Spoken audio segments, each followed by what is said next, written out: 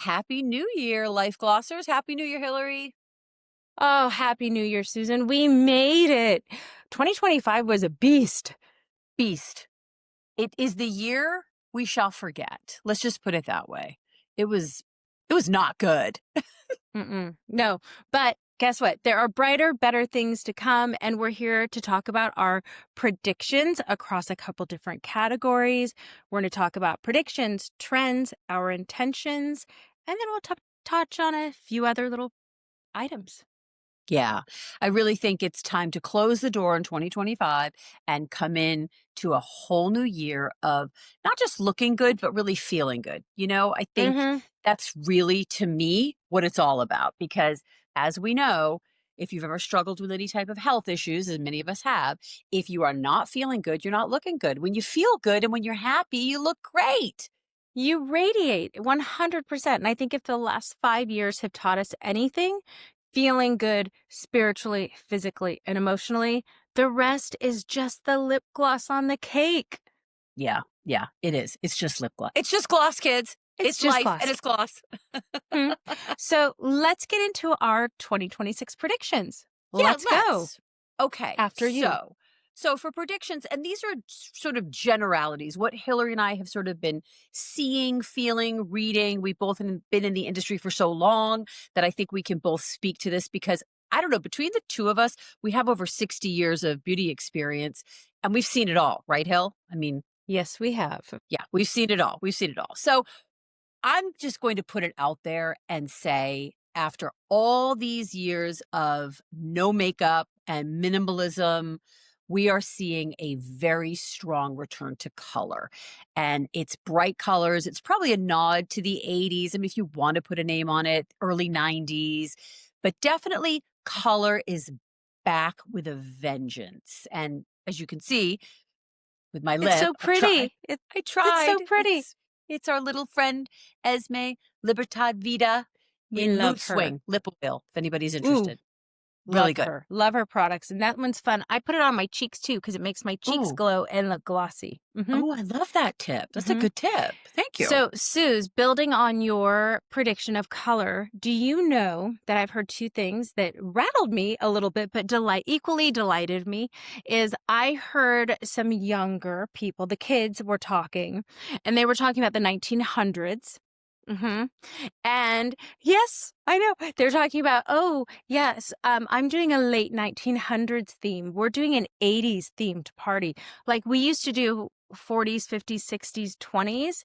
That's the Right. 80s to them now. That was 40 years ago. They're calling it the 1900s. The 1900s. Yes. Oh my God. Oh my Can you God. even? I need to go lie down.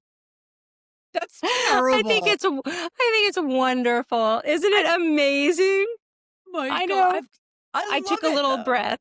Yeah, I took I yeah, took a breath. I actually gasped for oxygen. I feel like I need an oxygen tank. That's insane, the 1900s. The 1900s. Oh god. Well, they're not really wrong. I mean, No. if you think about it, it was 40 years ago. 40 years ago, we were breaking out those colored mascaras and shimmery turquoise peacock eyeshadows and eyeliners. And it's Crazy. back. But this is my prediction, which lines up and follows right in the heels of that. And I'm so excited because it seems like for a long time, especially after like 2014 through 2016, when Instagram makeup and the Instagram face was all a big thing, everybody started looking the same. Same contour, same highlight, same baking, same colors, same plastic surgeons, same. And I'm in Los Angeles. I see the same woman with different hair walking around Erewhon or at Pilates. So my prediction is individuality because color is about identity. And I've been seeing people getting their colors done again. Whether you subscribe to that or not is a totally different thing. But it means people don't want to look like everyone else. Like it's taken us almost a full decade to stop being like, I want her nose when you go to a plastic surgeon or when you want to do contour, you try to contour to look like someone else. I think we're starting to look like ourselves again and to want to be ourselves again. In the 80s was very much about that.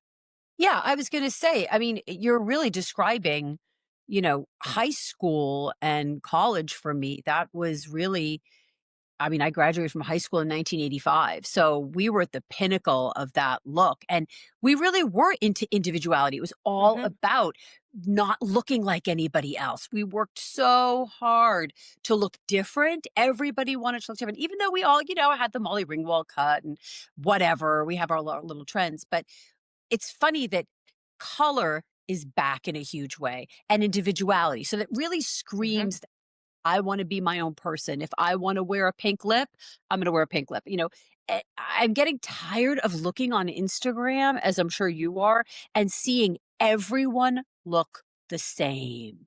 The And it's same. the same aesthetic and the same vibe and the same, it's so blech.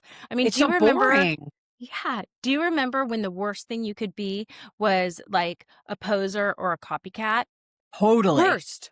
The Like, you didn't worst. want If Yeah. one girl was wearing one thing, nobody else could do it. It was off Nobody. limits. That was her Correct. thing. Mhm. Correct. I Or if you think went we're to a bringing it back. party, yeah, or if you went to a party and somebody had your dress on, it was just like, "Oh, I'm leaving. I gotta go home." Yeah. Yeah. Now it's like you walk Yeah. in, everyone is so proud to have the same dress on. Or what was that thing I saw recently online? It was like you can tell a group of college students, girls, when they go out because they're all wearing like a little crop top t-shirt and baggy jeans or something. It was like they all look exactly the same. There's It's so no boring. individuality. No. So I'm here No. for it. I'm here. Me too. Listen, I don't wear a lot of color, as you know. You don't either. But I have to tell you, I'm here for the color. I'm here for the individuality. If it stops making us look like robots, I would be so happy. I would be so happy. I'm with it. I'm with Yeah. you. I'm with you. Yeah. I'm with you. So that takes us from prediction into trends, which we've kind of started to go through. So take us Mhm. through your color trends. So your prediction was color and Yeah, I think it's products. I mean, what yeah, products do we think are going to be big for 2026? We saw in the beauty industry there wasn't a cosmetic brand that didn't have a blush. It was all about blushes and lip balms. Everything was pretty, pretty, pretty, soft, soft, soft, minimal. Everybody looked the same. It was sort of that Hailey Bieber face. It was just sweet and pretty. Everyone did a blush. Everyone did a lip balm, which I love. I love a blush. I love a lip balm. I don't like a heavy makeup on me. So I was happy. However, because of this resurgence of color and individuality, I think the number one beauty product that we're just going to see explode all over every department store and every brand's going to do it are these color palettes. And we're already starting to see it. I know that we recently, when I visited you out in LA, we went into Sephora and we saw, Hung Vano. He's a makeup artist, an Asian makeup artist out of Los Angeles, does celebrities. He's incredibly talented. And I was so struck that he was so incredibly, um, uh, unique and individual, not just that he did red packaging in his new line. Please go check it out if you guys haven't seen it. yeah, it's But cool. he led with palettes, eyeshadow palettes.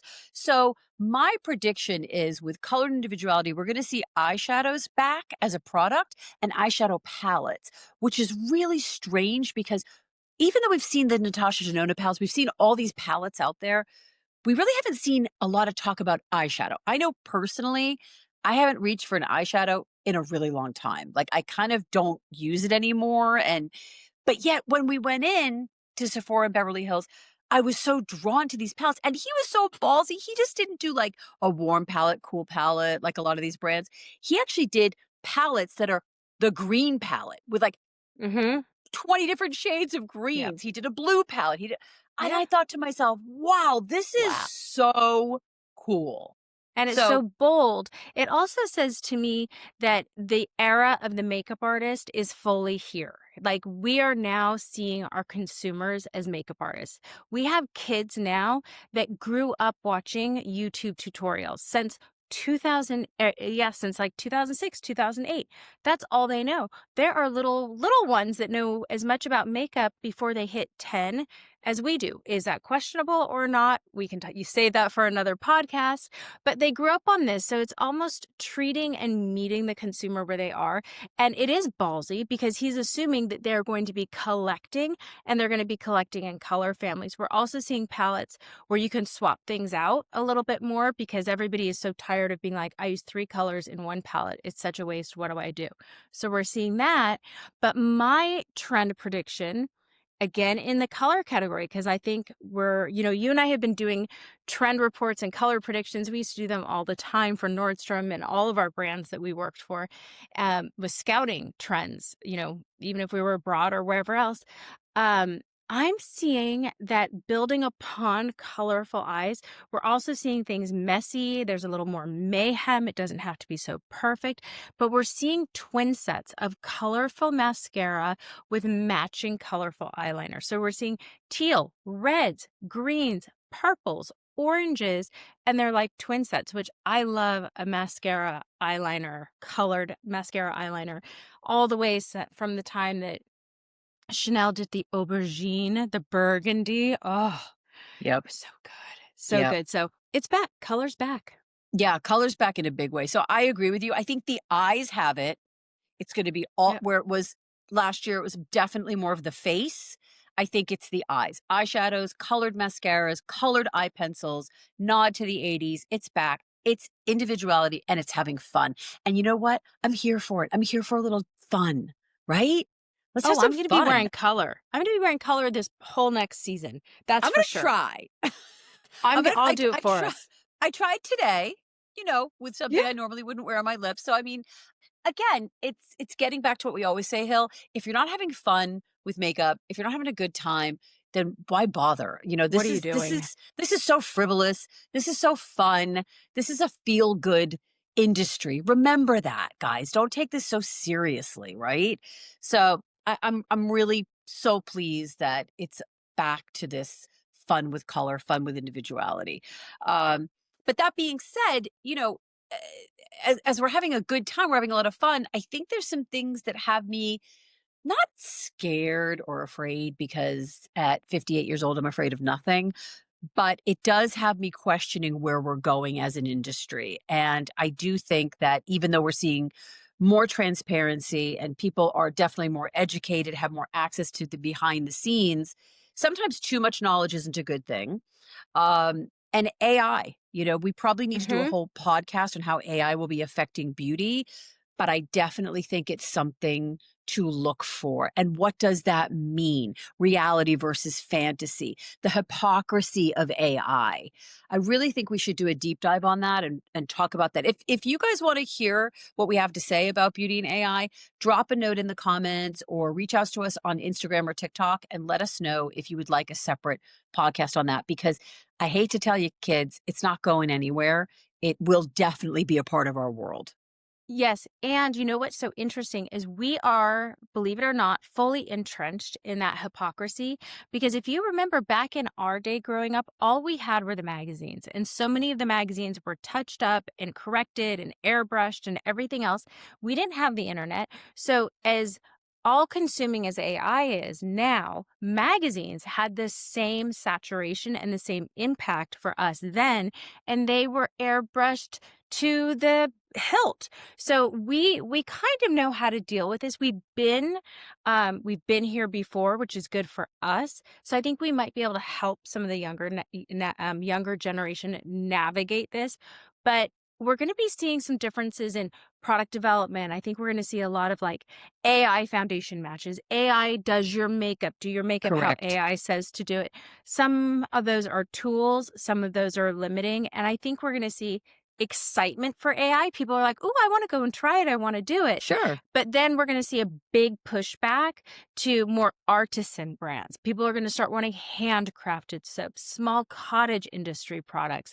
I think the pendulum is going to swing back and forth a lot with AI.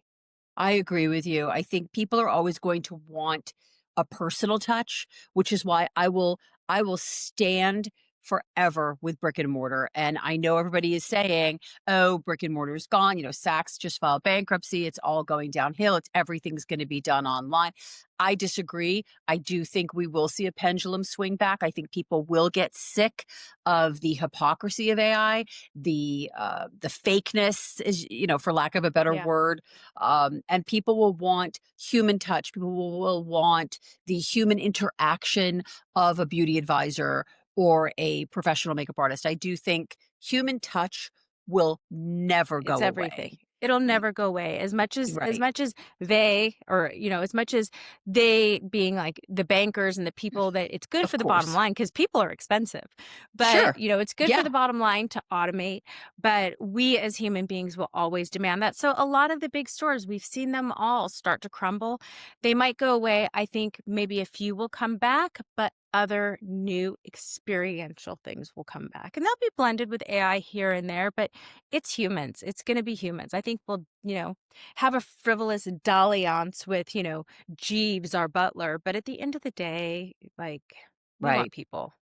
We do want people. And speaking of people, as humans, we all set new intentions for the new year. So for 2026, what is your intention? Is it a beauty intention? Is it a personal word? I always do a word of the year for me. I think of a word or something I want to take with me and carry with me through the year personally and professionally. For me, it's purpose. I want to live my life with purpose, intent, consistency, that vibe. That's my energy. Along with that comes growth, of course, but I really want to have a purpose this year and really strengthen my purpose, both inward and outward. So that's where I'm at from an intention. Ooh, How about you, Bill? that's lovely. That's lovely. For me, I think it's being grounded. I've had a lot of upheaval the past couple of years. So the ball's been moving. So for me to kind of get grounded again leads into being able to act with purpose, being able to, respond, not react, and being able to be like, okay, I'm going to create my world rather than let other circumstances that are outside of my control create it for me. So creating those roots again, going back into creating that space in my home, going back into prayer, taking all of the times to be like, okay, this is my standard and everything else is going to have to kind of get in line, not in a rigid form, but we've both had, sick people in our lives lately, in-laws, and you had your own health issues and things like that can just make you jump. You just have to like everything else goes. And then at a certain point, you're just floating around and you're like, I don't feel anchored right now. So Right. for me, grounding would be I love kind of that. like getting, chilling Yeah. out a little bit Yeah, is going to be mine. I think it's so important. Life I think glossers, what that's are yours? yeah, what are you guys what's your intention, whether it be personal or a beauty intention? What do you want to be more of to yourself this year? And I think that's really where we need to lead from in 2026 because if you block out the noise and look inward, who do I want to be? How do I want to show up in this world? Hmm. I think it's a great place to start from and a real positive way to start. And that's how we're starting our year at LifeGLOSS. That's right. Positively with purpose and intent, all well grounded at the same time. Right, right. We're going to watch back 6 months from now when we're parading around New York City somewhere or in Los Angeles again together. And we're going to be like, remember when we said we were going to be Right. grounded? Remember we said we had a purpose? Ah, exactly. Well, That's all okay. we This can is do a is good touch try. point. That's We can right. try. We can That's try. right. And we can all So, try. buckle up, life glossers. This is going to be a great year. We were not on camera or with you as much last year as we would have liked to have been, but things are changing. We're here. We've got guests, and you'll be seeing us more often. So let us know what you're into. Let us know what you'd like to be talking about. We're going to hit high notes, low notes, all the notes in between: beauty, wellness, mind, body, soul. We're going to have guests that encompass all of those things. So it's the beginning of a new era. Yay, happy new year, life glossers.